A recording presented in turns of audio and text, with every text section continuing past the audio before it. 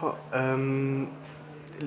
I was actually looking for a way of finding finding a way to heal myself from certain things that were maybe like things that hurt me when I was a child, and that I felt like maybe I'll never get over this. And as I was doing research around healing, I found that mythology, the mythological stories were actually the stories that could bring us some form of understanding of cause and effect. So like, because what I like about mythology, it's not about right or wrong. It's not about this is the right thing to do, this is the wrong thing to do. But it's more about if you do this, then this happens. If you put your hand in the fire, then you burn. But it doesn't. It's not a good or a bad thing. It just means you burn. And so things in mythology are less about the wrong kind of feeling about morality, but actually more about cause and effect. So I like mythology because it was before the time we thought things are only right or only wrong. Maybe this comes because I grew up with a lot of right and wrong. I grew up with a lot of people telling me what was the right thing to do and what was the wrong thing to do. And often I noticed that they were also wrong about it, that certain things that seem wrong at a certain point are actually really good for you because you learn out of this. You learn out of your mistakes, you learn out of your experience, and certain things that seem maybe wrong for people to experience are actually just experience. They are not bad things. There's many examples of this. I noticed in my culture, being the Arabic culture or the Belgian culture, when somebody dies, people are always, extremely. They feel like it's somebody wronged them.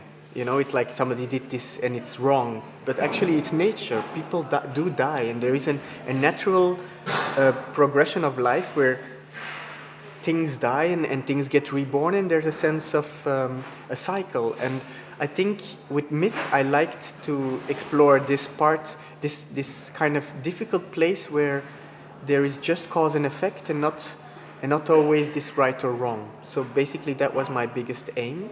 And the second one was maybe that I felt it was also about how we as human beings, we are always waiting.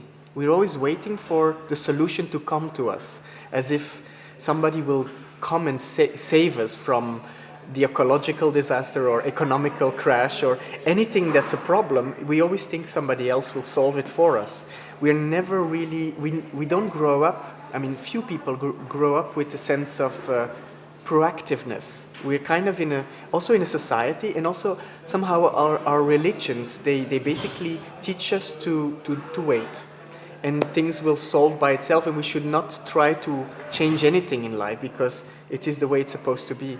And I think I grew tired of waiting. I grew tired of waiting for others to solve my problems, and so when I was 30, I think I kind of was like, okay, I think I need to solve them, and I need to solve my own problems, and I need to be proactive in it, and so take steps without going on somebody else's territory, but at least keep my own territory and feel free inside of this territory to explore my physicality, my everything that you have within your aura around you. You are free to use it the way you see fit, and you are in that sense a moral person when you take up the responsibility of taking care of yourself and not putting this responsibility to a government or to other people, but really taking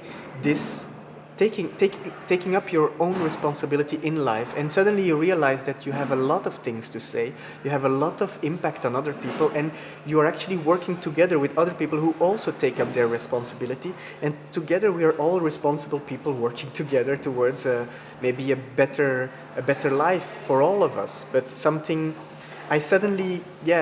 changed within my way of thinking, also thanks to the piece, because it created a sense. If you see the piece, you see a lot of people who are very, very different. They're Swedish, American, they're from like every culture you can imagine. I myself am half Moroccan, half Belgian. So I feel all of us are, but we all work together to make this piece possible. And we put all our belief systems together to create some sort of mythology, which is maybe a small reflection of the human mythology. We're trying to go from Greek mythology to Christianity to Eastern philosophy. I'm trying to just put all the elements and make them coexist and show how they are all together somehow one thing, and they're all human experience or human collective consciousness. It's something that I think we all share, and I think I want to start from there to find, between brackets, morality, something that's not cutting me off but actually liberating me.